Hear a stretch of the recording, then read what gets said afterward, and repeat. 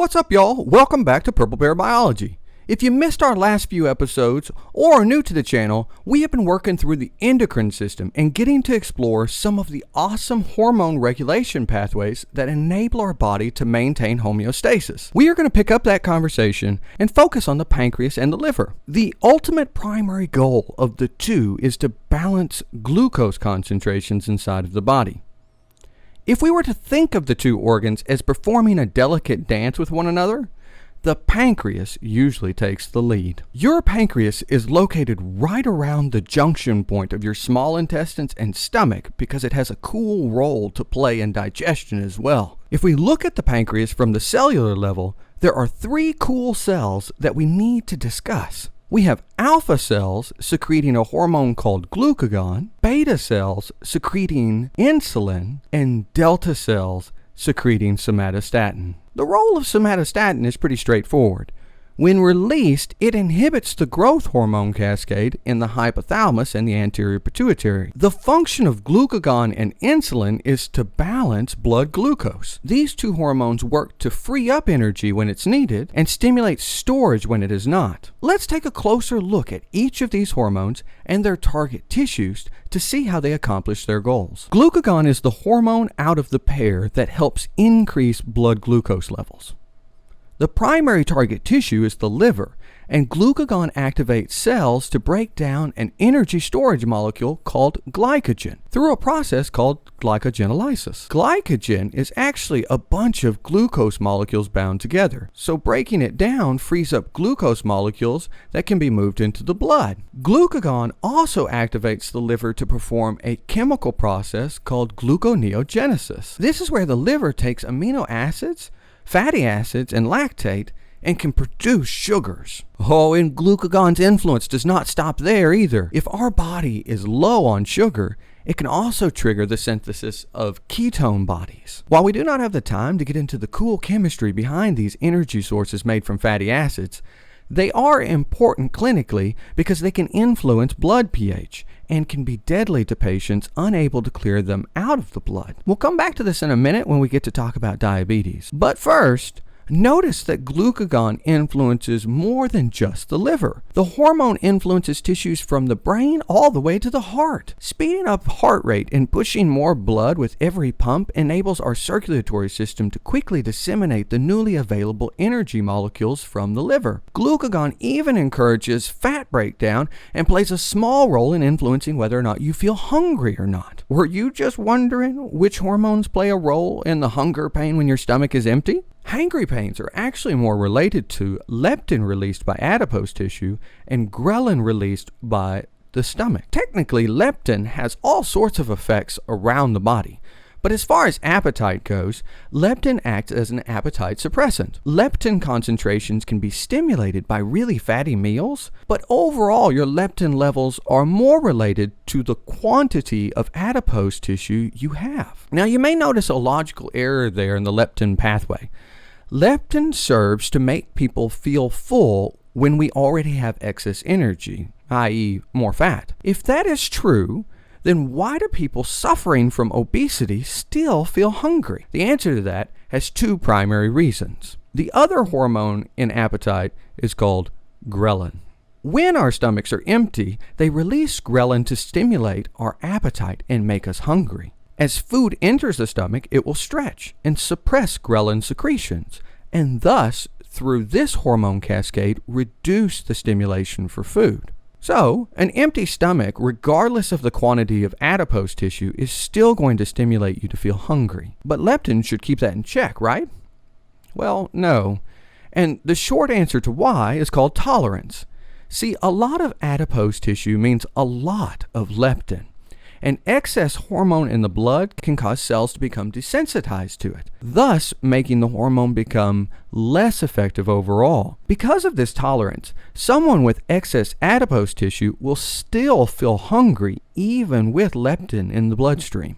Okay, so technically speaking, you may have noticed we left a pretty big player in appetite hormones out of the interaction. Insulin also suppresses our appetite, and so much more. Don't forget that the ultimate goal of insulin is to reduce blood glucose levels and counteract glucagon. To do this, insulin acts at the liver tissue as well, promoting the reverse of the reactions created by glucagon. Glucose will get bound together to form glycogen, and the liver will stop performing gluconeogenesis. Insulin also affects target tissues all over the body, stimulating them to take in energy molecules like glucose and lipids. Insulin is also responsible for increasing cellular uptake of ketone bodies discussed earlier. Now pause for a moment.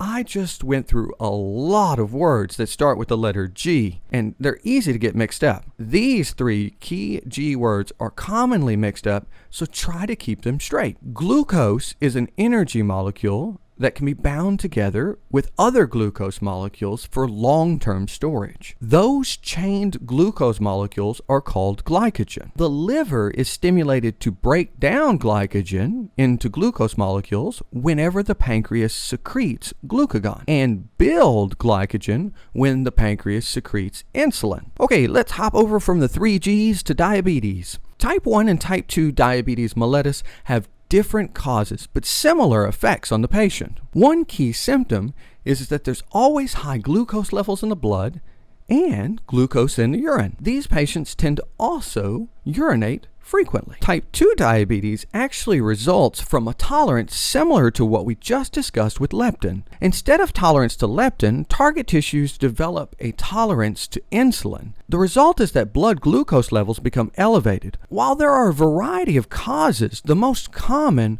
are a genetic predisposition for the disease, inactivity, and poor nutrition. Type 1 diabetes is a little different because instead of a tolerance, these individuals actually cannot create insulin anymore. Type 1 diabetics have an immune system that directly targets and damages the beta cells of the pancreas, resulting in them losing the ability to secrete insulin. So, without insulin injections, people with type 1 diabetes could not survive. One of the primary reasons has to do with the ketone bodies I mentioned earlier. You see, without insulin, the liver will still receive glucagon as a signal to synthesize ketone bodies for energy through a process called ketogenesis. As the ketone bodies get released into the bloodstream, they cannot be readily absorbed into the cells because there is no insulin to drive their absorption. The result is excess ketone bodies inside of the blood, and this lowers the overall pH of the blood.